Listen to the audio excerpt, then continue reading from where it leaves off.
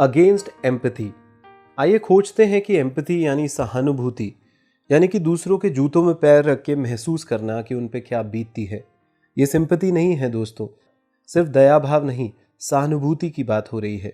तो आइए खोजते हैं कि एम्पैथी यानी सहानुभूति के वो कौन से रास्ते हैं जो आपको गलत दिशा में भटका सकते हैं। चाहे वो कैरो, मैनचेस्टर या लास वेगास में हो, ऐसा लगता है कि जैसे कई ट्रैजिक इवेंट्स रेगुलर बेसिस पर कई विक्टिम्स और उनकी फैमिली के लिए हमारी एम्पैथी यानी हमारी सहानुभूति का टेस्ट ले रही है। आप भले ही सभी इनोसेंट विक्टिम्स और मरने वाले लोगों के लिए दुख जता सकते हो, लेकिन अगर आप खुद के साथ ईमानदार हैं तो आपको पता चलेगा कि कुछ घटनाओं से आपको दूसरों के कंपैरिजन में ज़्यादा दुख होता है। और यह तो सिर्फ एक ही वजह है जो ये बताती है कि सिर्फ एम्पैथी के भरोसे बैठा रहना कोई अच्छा आइडिया नहीं होता दोस्तों। अगर आप ऐसी दुनिया में लंबे टाइम से हैं जहां लोग रिफ्यूजीज के लिए उतना ही दया दिखाते हैं जितना कि वे अपने पड़ोसियों के लिए शो करते हैं, तो वहां एम्पैथी की कमी को ब्लेम मत कीजिए। इसके बजाय आप खुद एम्पैथी के उस वन साइडेड नेचर को ब्लेम कर सकते हैं।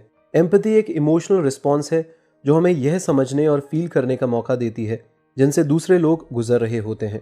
आइए दोस्तों इस पॉइंट को डिटेल में कुछ एग्जाम्पल्स के साथ समझते हैं। अगर आप अक्सर एम्पैथी शब्द को बातचीत में इस्तेमाल करते हुए सुनते हैं कि एम्पैथी कुछ हार्टलेस पर्सन के बारे में होती है और इन हार्टलेस पर्सन को इसका ज़्यादा इस्तेमाल करना चाहिए, लेकिन असल में यह वैल्यूएबल रिसोर्स होती है जिसे हमें समझना चाहिए दोस्तों। एम्पैथी को उन इमोशंस या सिचुएशन को समझने और शेयर करने की एबिलिटी के तौर पर डिफाइन किया जाता है जो कि कोई दूसरा पर्सन फील कर रहा है। एम्पैथी को प्रैक्टिस में देखने के लिए हम कनेक्शन में न्यू टाउन में स्थित सैंडी हुक एलिमेंट्री स्कूल में हुए एक सामूहिक कत्लेआम पब्लिक ट्रेजेडी के बाद के रिजल्ट्स को देख सकते हैं, जहां 14 दिसंबर 2012 को गनमैन एडम लिंजा द्वारा 20 बच्चों की निर्मम हत्या कर दी गई थी। तो इस न्यूज़ को सुनने के तुरंत बाद लेखक की वाइफ को उस स्कूल को विजिट करने की जरूरत सी महसूस हुई जिसमें खुद उसके बच्चे पढ़ते थे, भले ही उनकी जान को कोई खतरा नहीं था। उस दिन के बाद ऑथर एक दिन कॉफी पीने के लिए कैफे में रुका जहां एक औरत रो रही थी। वह शूटिंग के विक्टिम्स में से किसी को भी नहीं जानती थी, लेकिन उसके बच्चे भी उसी एज के थे और सहमे हुए थे, इसलिए उसको एम्पैथी का एहसास हो रहा था, सहानुभूति का एहसास हो रहा था दोस्तों। जब प्रेसिडेंट ओबामा ने इस ट्रेजेडी के बारे में अपनी एम्पैथी शेयर करने के लिए एक पब्लिक स्पीच दी तो उनकी आंखों में भी आंसू आ गए थे। इन सभी केसेस में हम लोगों को उन बच्चों के साथ खड़ा पाते हैं जिन्होंने न्यू टाउन में उन पेरेंट्स का दर्द बांटा जिन्होंने अपने लड़के लड़कियों को खो दिया था दोस्तों। ये इमोशनल एम्पैथी के उदाहरण है। इमोशनल एम्पैथी कॉग्निटिव एम्पैथी से अलग होती है, जो किसी पर्सन के इमोशनल स्टेट को खुद महसूस किए बिना उसे समझाने की एबिलिटी होती है। कॉग्निटिव एम्पैथी वह होती है जो बदमाश और जालसाज लोग एक विक्टिम की वीकनेस को पकड़ने और उनका अनुचित फायदा उठाने के लिए यूज़ करते हैं।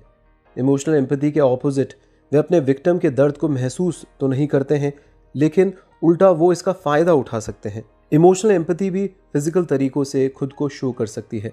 आप देखते होंगे कि कोई ज़ोर से गिर पड़ा, उसके सर पर चोट लगी और फिर आपको खुद को उसकी जगह पर दर्द महसूस हुआ जहां उस पुअर स्ट्रेंजर को चोट लगी। तो इसी तरह ऑथर जॉन अपडिक ने अपने गले में जकड़न फील करने को डिस्क्राइब किया जब भी उनकी ग्रैंडमदर को डिनर टेबल पर चोकिंग फिट्स की समस्या होती थी। सहानुभूति आज एक पॉपुलर टॉपिक है दोस्तों। इस एक्सपीरियंस के जरिए बढ़ावा दिया जा सकता है। आइए इस पॉइंट को डिटेल में कुछ एग्जाम्पल्स के साथ समझते हैं। एम्पैथी में हाल ही में इंटरेस्ट जगा है। आपको सिर्फ अमेरिकन किसी भी बुक शॉप की शेल्फ्स को बस चेक करने की ज़रूरत है यह देखने के लिए कि साइकोलॉजी का यह फील्ड कितना पॉपुलर हो चुका है। लेकिन यहाँ बस बुक्स ही नहीं दोस्तों, यहाँ पर कई सारे एडिटोरियल्स, कॉन्फ्रेंसेस, कई सेल्फ हेल्प गुरुज और बहुत से यूट्यूब चैनल्स और ब्लॉग्स भी हैं जो इस सब्जेक्ट को डेडिकेटेड हैं, चाहे वह जनरल सेल्फ हेल्प एडवाइस हो या बेहतर पेरेंटिंग के लिए टिप्स। ऐसा लगता है कि ऐसा कुछ भी नहीं है जो बढ़ी हुई एम्पैथी सॉल्व नहीं कर सकती है। हाँ दोस्तों, there is nothing which enhanced empathy can solve. लेखक ने कॉन्फ्रेंस और ऑनलाइन कम्युनिटीज़ को ऑब्जर्व किया जहाँ एम्पैथी को ना सिर्फ आपकी प्राइवेट और वर्क लाइफ को बेहतर बनाने के लिए बल्कि दुनिया की प्रॉब्लम्स के लिए भी एक प्रैक्टिकल क्योर के तौर पर भी देखा जाता है। 2014 के दौरान यूएसए में पुलिस द्वारा यंग ब्लैक सिटीजन्स को मारे जाने के कई केसेस के बाद बेचैनी बढ़ती जा रही थी। उस प्रॉब्लम के सॉल्यूशन को खोजते हुए दो अलग अलग थ्योरी सामने आई। वहाँ ऐसे प्रदर्शनकारी थे जिनका मानना था कि पुलिस के पास ब्लैक कम्युनिटी के लिए एम्पैथी की कमी है, और दूसरे लोगों का मानना था कि प्रोटेस्टर्स ने पुलिस के प्रति सही तरीके से एम्पैथी नहीं दिखाई, जिसकी वजह से उनको यह सभी तनाव और खतरे झेलने पड़े। इससे हमें पता चलता है कि एक तरफ एम्पैथी और नैरो माइंडनेस को जताना कितना आसान है, जो झगड़े को बदतर बना सकता है। अगर हम एम्पैथी को चुनते हैं तो ये दोनों साइड्स के लिए एम्पैथी ही होनी चाहिए, तभी हम ऐसा कोई सॉल्यूशन खोज सकते हैं जिससे सभी को फ़ायदा हो। अगर सही हालातों में बैलेंस एम्पैथी का पॉजिटिव इफेक्ट पड़ता है तो हम इसे कैसे डेवलप कर सकते हैं? पर्सनल एक्सपीरियंस का एक बहुत बड़ा इम्पैक्ट होता है दोस्तों। उदाहरण के लिए, जब पेरेंट्स के पास स्पेशल नीड्स वाले बच्चे होते हैं तो वह स्पेशल नीड्स वाले सभी बच्चों के लिए अपनी सेंसिटिविटी और सिंपैथी में ग्रोथ को बढ़ाते हैं। अदरवाइज हमें उनमें एम्पैथी को एक्टिवली इनकरेज करने की ज़रूरत है, जिनके हम क्लोज हैं। पेरेंट्स के लिए इसका मतलब है कि उनके बच्चों को दूसरों के साथ एम्पैथाइज होने के लिए इनकरेज कराना, जैसे कि उनको यह समझाना कि अगर कोई आपके साथ ऐसा बिहेव करता है तो आपको कैसा फील होगा। एम्पैथी एक न्यूरोलॉजिकल रिस्पॉन्स से रिलेटेड है जो हमें लोगों के दर्द और नफरत को शेयर करने देता है। आइए दोस्तों, इस पॉइंट को डिटेल में कुछ एग्जाम्पल्स के साथ समझते हैं। आपने शायद यह फ्रेज सुना होगा दोस्तों, आई फील यू। लेकिन यह सिर्फ सिंपली कहना ही नहीं है कि आप किसी से एग्री करते हो। यह तो इस बात को डिस्क्राइब करने का एक सटीक तरीका है कि हमारा ब्रेन दूसरों की फीलिंग्स को कैसे न्यूरोलॉजिकल नकल करता है। जब हम किसी पर्सन को कोई एक्शन करते हुए देखते हैं तो हम उसी फील्ड में उसी सेम ब्रेन एक्टिविटी का एक्सपीरियंस करते हैं। ऐसा लगता है कि जैसे हम खुद भी वही एक्टिंग कर रहे थे। इटालियन न्यूरो फिजियोलॉजिस्ट गियाकोमो रिजोलाटी की रिसर्च के अनुसार प्राइमल रिस्पॉन्स है। पिकटेल मैक्यू मंकीज की स्टडी करके उन्होंने पाया कि जब हमारे इस करीबी जीव ने साइंटिस्ट लोगों को डिफरेंट ऑब्जेक्ट्स का इस्तेमाल करते हुए ऑब्जर्व किया तो हमारे इन करीबियों में भी वैसे ही सेम न्यूरल रिस्पॉन्सेज हुए जैसे कि साइंटिस्ट में ऑब्जेक्ट्स को कंट्रोल करते वक्त हुए थे। यह मिरर न्यूरॉन्स के कारण होता है दोस्तों, और साइंटिस्ट को लगता है कि ये न्यूरॉन्स हमारे पूर्वजों में डेवलप हुए थे ताकि हम जल्दी से दूसरों से स्किल सीख सकें। सेम इसी तरीका का रिएक्शन तब होता है जब हम किसी को दर्द में देखते हैं या किसी के दर्द के बारे में पढ़ते हैं। 2005 की एक स्टडी में एक पर्सन के हाथ के एक पेनफुल ट्रीटमेंट के बारे में एग्जाम्पल ले लीजिए दोस्तों। जब पार्टिसिपेंट ने या तो इसके रिएक्शन को बस देखा ही था या उन्हें उसकी रिएक्शन की रिटर्न डिटेल्स दी गई थी, चाहे लोगों ने इसके बारे में पढ़ा हो या उसके दुखी हुई चेहरे को देखा हो, जैसे कि उसका हाथ लटक गया था, जल गया था, पक गया था, सूज गया था, तब हर किसी ने एक ही न्यूरोलॉजिकल रिएक्शन को एक्सपीरियंस किया जैसे कि सेम वो पर्सन उस वक्त एक्सपीरियंस कर रहा था।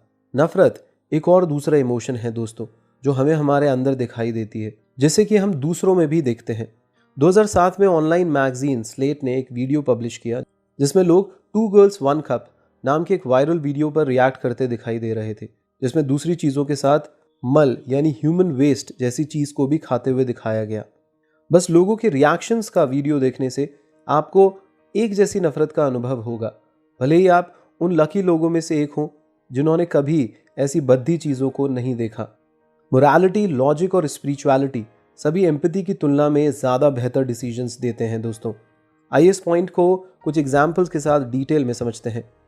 एम्पैथी डेफिनेटली लोगों को अच्छाई के लिए इंस्पायर कर सकती है, लेकिन ये समझना भी ज़रूरी है कि दूसरों के प्रति दयालु होने के और भी कई दूसरे इंपॉर्टेंट रीजंस हैं दोस्तों। सबसे पहले, लोग अक्सर दयालुता का कार्य करते हैं क्योंकि यह मॉरली सही चीज़ है। यहाँ एक फेमस चाइनीज़ कहावत है जो फिलोसोफर मेनक्यूअस को डेडिकेटेड है। वह एक सवाल उठाती है कि अगर आप एक नदी किनारे चल रहे हैं और तभी एक बच्चे को डूबते हुए देखते हैं तो आप उसे बचाने के लिए जल्द से जल्द क्या करेंगे दोस्तों? बचाने की एक वजह है एम्पैथी यानी सहानुभूति। आप ये सोच सकते हैं कि अगर वह मर गया तो उसकी फैमिली के दिल पर क्या बीतेगी, लेकिन ज़्यादातर लोगों को अपने आप को करीबियों के प्रति लगाव दिखाने की ज़रूरत नहीं होती है। वे लड़की को बचाने का फैसला करते हैं क्योंकि वह एक नेक काम है। दुनिया के लिए कुछ अच्छाई करने के हमारे डिसीजन में लॉजिक, एम्पैथी भी जाग जाती है दोस्तों हमारे अंदर। जेल कार्विंस्की ने वेरियस चैरिटीज़ को $45 मिलियन दिए हैं और यहाँ तक कि एक अजनबी को अपनी एक किडनी भी डोनेट की है। आप सोच सकते हैं यह सब एक्स्ट्रॉर्डिनरी एम्पैथी के कारण है, लेकिन कार्विंस्की के अनुसार यह लॉजिकल तरीका है। यह अजीब ही है कि ट्रांसप्लांट प्रोड्यूसर से कार्विंस्की की डेथ होने की पॉसिबिलिटी 4000 में से एक थी, जबकि कार्विंस्की ने अपनी किडनी अगर डोनेट नहीं की तो कार्विंस्की के कम मरने के रिस्क और दूसरे इंसान की जान बचाने का इतना बड़ा इनाम। तो चॉइस क्लियर थी दोस्तों, और इसमें एम्पैथी कहीं भी आड़े नहीं आती है। दूसरों के लिए भलाई करना स्पिरिचुअल फेथ या रिलीजियस कल्चर का रिजल्ट है। अपनी बुक द एम्पैथी एग्जाम में लेस्ली जेमिसन ने जेसन बॉल्डविन के साथ अपने एक्सपीरियंस को डिस्क्राइब किया है। जेसन एक ऐसा पर्सन था जिसने एक ऐसे क्राइम के लिए जेल में सालों बिताए जो उसने किया ही नहीं था। उसकी इस बात की तारीफ करने के बाद कि उसने उसे जेल में डालने वालों को माफ़ कर दिया, उसने लेस्ली को समझाया कि यह बात क्रिश्चियनिटी की सीख है, ना कि यह कोई एम्पैथी वाली बात है।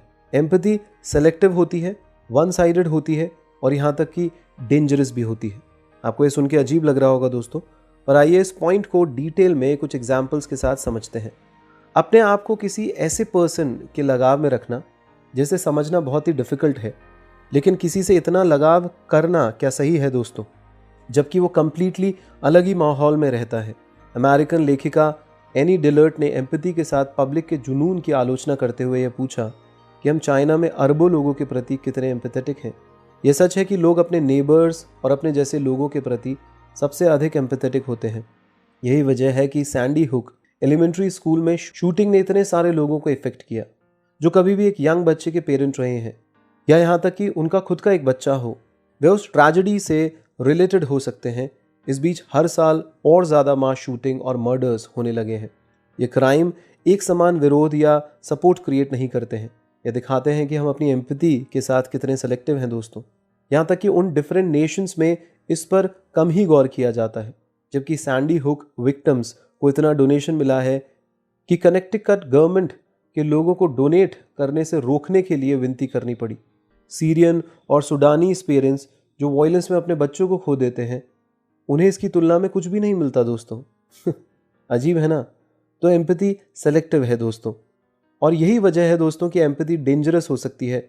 हम एक छोटे से माइनॉरिटी के लिए इतनी स्ट्रॉन्ग एम्पैथी फील कर सकते हैं कि हम वे डिसीजंस लेते हैं और बड़ी मेजॉरिटी को नुकसान पहुंचाते हैं दोस्तों। तो दोस्तों, अगर आप रेबेका स्मिथ से मिले हों तो पॉसिबिलिटी हुई होगी कि आपका कलेजा उसके लिए बाहर को आ गया होगा।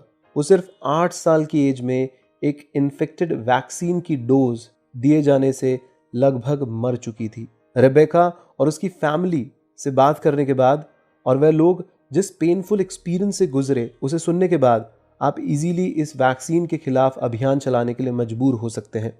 लेकिन सच्चाई यह है कि सेम वैक्सीन दुनिया भर के अनगिनत बच्चों की जान बचाता है। लेकिन जबकि यह सिर्फ इनकम्प्लीट डेटा ही है, हमारी एम्पैथी उनके लिए वैसी नहीं है जैसे कि रेबेका के लिए है, और इस तरीके के इम्बैलेंस से डेंजरस रिजल्ट्स हो सकते हैं दोस्तों। हमारी एम्पैथी की भावना हमारी मान्यताओं और नज़रिए से प्रभावित होती है। आइए इस पॉइंट को डिटेल में कुछ एग्जाम्पल्स के साथ समझते हैं। हम में से ज़्यादातरों ने एक या दूसरे वक्त में खुशी का अनुभव किया होगा। हो सकता है कि आप चुपके से खुशी से उछल पड़े हों जब किसी खास क्लासमेट को टीचर ने डांट दिया हो। दूसरों के लिए एम्पैथी की यह कमी हमारे डिसीजन मेकिंग में भी एक रोल प्ले करती है। जब हम डिसाइड करते हैं कि कोई खुद के लिए ही दुर्भाग्य का कारण बना है, तो एम्पैथी की कमी के लिए एक लीडिंग फैक्टर्स में से एक यह वजह होती है। इस आदत को न्यूरोसाइंटिस्ट जीन डेसेटे ने ब्लेम गेम नामक एक रिसर्च में पता लगाया था। डेसेटे ने पार्टिसिपेंट्स को दर्द से निपटने के लिए स्ट्रगल कर रहे एड्स से पीड़ित लोगों के वीडियोस देखने को कहे। व्यूअर्स को बताया गया कि किन लोगों में एक ब्लड ट्रांसफ्यूजन के जरिए एड्स का रोग लग गया था और कौन लोग नसों में इंजेक्ट किए जाने वाले ड्रग के इस्तेमाल से इसके शिकार हो गए थे। उनके ओपिनियन और उनकी न्यूरल एक्टिविटी के बेसिस पर व्यूअर्स की मेजॉरिटी ने क्लियरली उन लोगों के लिए कम एम्पैथी फील की जो अपनी पुरानी ड्रग लेने की आदत से इसका शिकार हुए थे। हाँ, जो ड्रग एडिक्ट थे वो सिरिंज के कारण अगर एड्स से पीड़ित हो गए थे तो लोगों ने उनके प्रति कम एम्पैथी दिखाई। तो स्टूडेंट यह भी बताते हैं कि हमारी एम्पैथी इस बात पर भी डिपेंड कर सकती है कि क्या किसी पर्सन को हम या उनमें से एक माना जाता है। हाँ दोस्तों, अस या वन ऑफ देम, इसमें बड़ा डिफरेंस है एम्पैथी का। रिसर्चर ग्रिट हिन ने मेल सॉकर फैंस के ग्रुप को इकट्ठा किया जिनमें से कुछ सेम टीम के फैंस थे और कुछ राइवल टीम के। हर पार्टिसिपेंट्स को उनके हाथों पर एक इलेक्ट्रिक शॉक दिया गया और फिर उनके सामने दूसरों को भी शॉक दिया गया। अगर दूसरा पर्सन भी सेम टीम का फैन था तो पर्सन की न्यूरल रिस्पॉन्स ने एम्पैथी दिखाई, लेकिन जब राइवल टीम के एक फैन को बिजली का झटका लगा तो उनके रिस्पॉन्स में दया करुणा कम ही दिखी दोस्तों। इमेजिन करिए कैसे जब एक टीम हारती है और वो टीम आपके देश की होती है तो आप किस तरीके से फील करते हैं, और जब ही ओपोनेंट टीम हारती है तो आप किस तरीके से फील करते हैं दोस्तों। जब उनके रिसर्च में पार्टिसिपेंट्स को उन लोगों की फोटोज दिखाई गई तब मेजॉरिटी में उनमें न्यूरोलॉजिकल रिस्पॉन्सेज देखे गए थे। नफरत भी एम्पैथी के लिए हमारी कैपेसिटी को कम कर देती है दोस्तों। साइकोलॉजिस्ट के तौर पर लसाना हैरिस और सुजैन फिस्के ने खुलासा किया कि यह फीलिंग ड्रग एडिक्ट्स होने और बेघर होने दोनों के चांसेस को बढ़ा सकती है। जब उनके रिसर्च में पार्टिसिपेंट्स को इन लोगों की फोटोज दिखाई गई तब मेजॉरिटी में उनमें न्यूरोलॉजिकल रिस्पॉन्सेज देखे गए थे जो नफरत और एम्पैथी दोनों की कमी को बताते हैं। रिसर्चर ने यह रिजल्ट निकाला कि लोग एक स्पेशल टाइप के लोगों को डिह्यूमनाइज करते हैं जबकि वह उन्हें समझने यानी कुछ लोगों को समझने और उन्हें सिंपैथी देने से मना करते हैं। नहीं होता दोस्तों कि कई बार अगर हमारे पड़ोसी मुल्क से संबंध अच्छे नहीं हैं तो ऐसे कहा जाता है कि भाई उस देश के या उस पर्टिकुलर रिलीजन के लोगों को सिंपैथी क्यों दिखा रहे हो। एम्पैथी अक्सर शॉर्ट टर्म रिजल्ट्स पर ही फोकस रहती है जो कि बुरे डिसीजन लेने को उकसाती है। आइए दोस्तों इस पॉइंट को डिटेल में कुछ एग्जाम्पल्स के साथ समझते हैं। जब एक बच्चा किसी खिलौने को इतनी बुरी तरीके से चाहता है कि वो उसके लिए आंसू तक बहाता है तो ज़्यादातर पेरेंट्स को एम्पैथी फील होगी और उनको इस बात के लिए उकसाएगी कि जिस वजह से बच्चा परेशान है उसको वो चीज़ खरीद के दे दो। लेकिन ज़्यादातर पेरेंट्स यह भी जानते हैं कि वह हर वक्त ऐसा नहीं कर सकते हैं या फिर वह बच्चे को ऐसे बिगाड़ भी तो नहीं सकते हैं। यह बस एक उदाहरण है दोस्तों कि कैसे हमारी एम्पैथी का प्रेजेंट के साथ ज़्यादा लगाव है और हमारे एक्शंस के फ्यूचर रिजल्ट्स के साथ उसको ज़्यादा कुछ लेना देना नहीं है। यानी कि हमारी एम्पैथी को फ्यूचर रिजल्ट से ज़्यादा कुछ लेना देना नहीं होता। गौर करें कि वेस्टर्न ऑर्गेनाइजेशन दुनिया भर के दूसरे देशों में भुखमरी, गरीबी को दूर हटाने और बीमारी से पीड़ित लोगों को कैसे मदद करते हैं।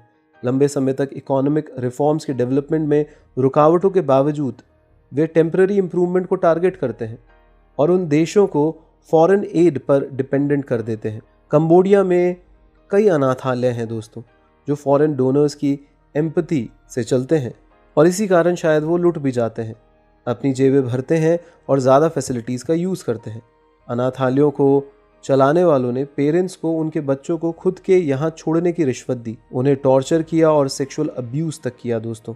एक दूसरा शॉर्ट साइटेड ऑर्गेनाइजेशन है मेक अ विश फाउंडेशन। एक दिन में यह 5 साल की ल्यूकेमिया पेशेंट माइल्स स्कॉट की एक इच्छा को पूरा करने के लिए हज़ारों डॉलर खर्च करता है। माइल्स एक दिन के लिए बैटमैन का एक मिनिएचर वर्जन बनना चाहता था, इसलिए एक बैट मोबाइल में उसकी ड्राइविंग के लिए $7,500 से ज़्यादा खर्च किए गए, जिस पर यह मैसेज था कि लोगों को खतरे से बचाएं, और मेयर ने उसे सम्मान भी दिया।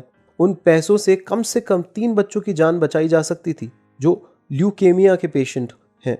अगर इसका इस्तेमाल फैमिली को मलेरिया से बचाने के लिए, नेट प्रोवाइड्स करने के लिए किया जाता तो शायद और बच्चे भी हो सकते थे। तो जब सही डिसीजन लेने की बात आती है तो कभी कभी एम्पैथी रास्ते में आड़े आ जाती है दोस्त। सोशल साइकोलॉजिस्ट सी डैनियल बैटसन ने एक रिसर्च में पार्टिसिपेंट से पूछा कि क्या किसी डेडली डिजीज वाले पेशेंट को इमरजेंसी रूम की लाइन के सामने ले जाया जाना चाहिए या नहीं। पहले तो पार्टिसिपेंट ने कहा कि नहीं, क्योंकि वहां जनरल डिजीज वाले मरीज थे जिन्हें इलाज की ज़्यादा ज़रूरत थी। लेकिन जब बैटसन ने पूछा कि क्या वे अपने माइंड को चेंज कर देंगे अगर इस सवाल में डेडली डिजीज वाले जो पेशेंट है वो 10 साल की बच्ची हो जो दर्द से करा रही है। इस सवाल की रोशनी में पार्टिसिपेंट्स पर एम्पैथी हावी हो गई और उन्होंने उसे दूसरे पेशेंट्स से आगे रखने का इलॉजिकल डिसीजन दे दिया। डिसीजन लेते समय इस बात को ध्यान में रखें, एम्पैथी के लिए हमारी कैपेसिटी एक अच्छी बात हो सकती है, लेकिन ये आपको स्मार्ट और लॉजिकल ऑप्शन सेलेक्ट करने से भी रोक सकती है। तो दोस्तों, अंत में इस बुक समरी से कुछ मेन पॉइंट्स आपके सामने रिपीट करता हूँ। पहला, लेखक ने इस बुक के जरिए कॉन्फ्रेंसेस और ऑनलाइन कम्युनिटीज़ को ऑब्जर्व किया जहां एम्पैथी को ना सिर्फ अपनी प्राइवेट और वर्क लाइफ को बेहतर बनाने के लिए बल्कि दुनिया की प्रॉब्लम्स के लिए भी एक प्रैक्टिकल क्योर के तौर पर देखा जाता है। दूसरा पॉइंट, एम्पैथी डेंजरस हो सकती है। हम एक छोटे से माइनॉरिटी के लिए इतनी स्ट्रॉन्ग एम्पैथी फील कर सकते हैं कि हम वह डिसीजंस लेते हैं जो बड़ी मेजॉरिटी को नुकसान पहुंचा सकती है। एम्पैथी अक्सर शॉर्ट टर्म रिजल्ट्स पर ही फोकस्ड रहती है, जो कि बुरे डिसीजन लेने को उकसाती है। हमारी एम्पैथी की भावना हमारी मान्यताओं और नज़रिए से प्रभावित होती है। चौथा पॉइंट, एम्पैथी एक ऐसा टूल है जो सभी नफरत और प्रेडिक्शंस कि दुनिया को ठीक कर सकता है और इसे तबाह भी कर सकता है। एम्पैथी एक प्रॉब्लमैटिक गुण है जो हमें इलॉजिकल डिसीजन लेने को मजबूर करती है, जो लोगों को हेल्प करने की तुलना में ज़्यादा चोट पहुंचा सकती है।